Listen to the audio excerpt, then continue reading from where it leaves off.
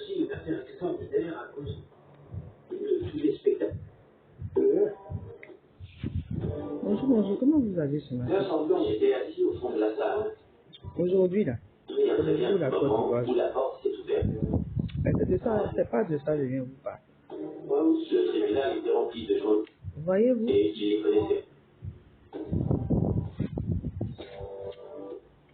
Une situation. nous sommes au début d'année 2024. Nous sommes en janvier. Et le mois est en train de s'écouler. Et qu'est-ce que nous constatons? Dites-moi. Là, je m'adresse aux observateurs Moi, j'ai été beaucoup.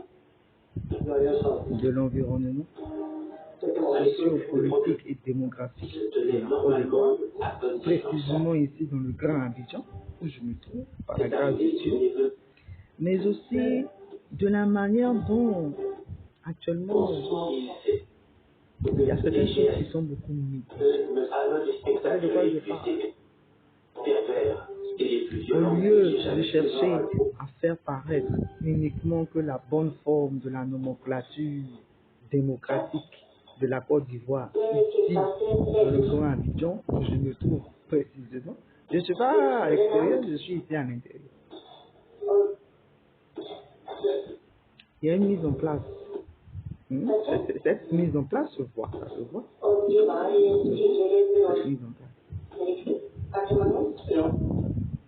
Mais comment est-ce que vous m'expliquez que Soro Guillaume... Attendez, elle finit. Mais si vous en arrivez Oui. qui s'intéresse à vous, que vous avez fait. Aïe, ah ouais. Soro Guillaume est où? On sait que autant de Houphouët-Boigny, Alassane Dramane Ouattara n'était pas un exil. Alassane Dramane Ouattara n'a jamais connu l'exil. Là, je vous prie, vous les essayistes et les historiens de la Côte d'Ivoire, vous allez m'aider. Et de se relever très rapidement. Alassane Dramane Ouattara n'a pas fait l'exil. Dans son parcours académique jusqu'à aujourd'hui, il soit à la tête de la nation de la Côte d'Ivoire, l'un des fils de notre feu papa au Félix, il n'a jamais connu l'exil. Qu'est-ce qui se passe?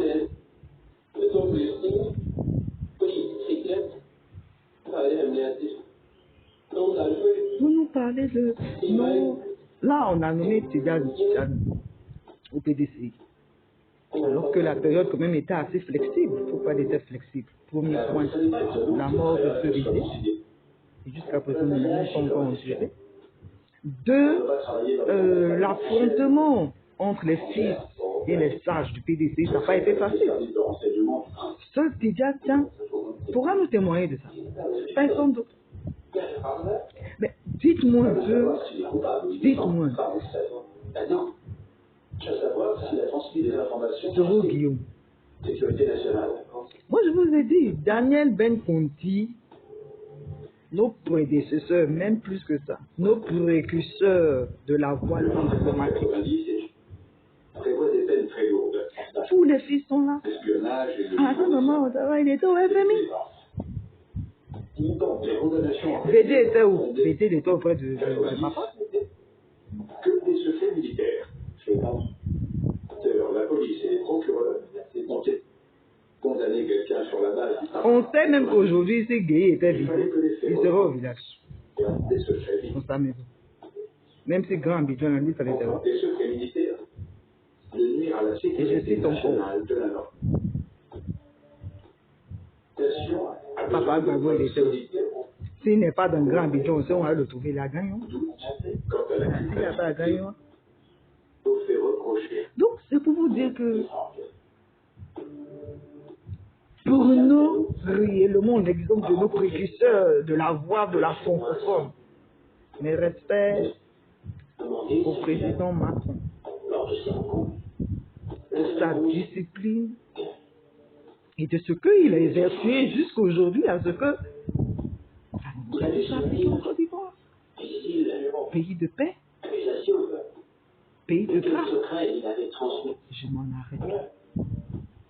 Les historiens, mes petits frères qui sont en licence de géographie ou en master de géographie, bien ils sont. Daniel Ben Conti, 68, mai 68, l'année 68. En Côte d'Ivoire, c'est qu'est-ce qui s'est passé? À l'école, les baies des routes, dans les plantations, c'était la commune à Richesse, dans les plantations. Mais moi, je suis ici au Michel. J'essaie de sursoir ma richesse. Je suis en train de tailler, de trouver des stratégies pour essayer de sursoir ma richesse. Avec tout ce que notre chef Arafat de la Chine s'est vêtu à nous faire comprendre. Tu ne travailles pas, on nous suit, tu ne manges pas. C'est cool. Arrêtez-moi ça, arrêtez. Arrêtez-moi ce camouflage.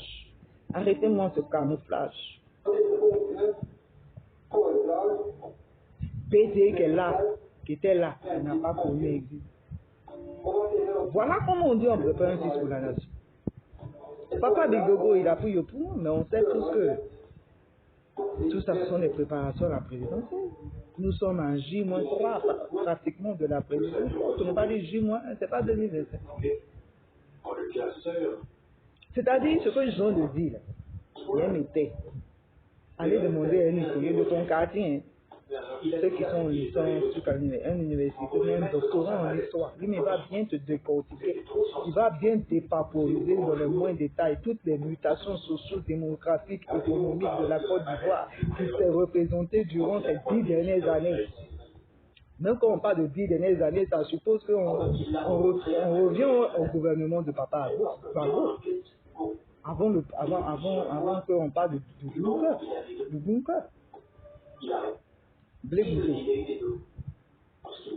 Vous ne connaissez pas existe. Dites-moi un peu. Quel fils serait respectable, honorable et de bonne figure pour le nouveau visage de la Côte d'Ivoire. Après, Papa Agbo à Ado.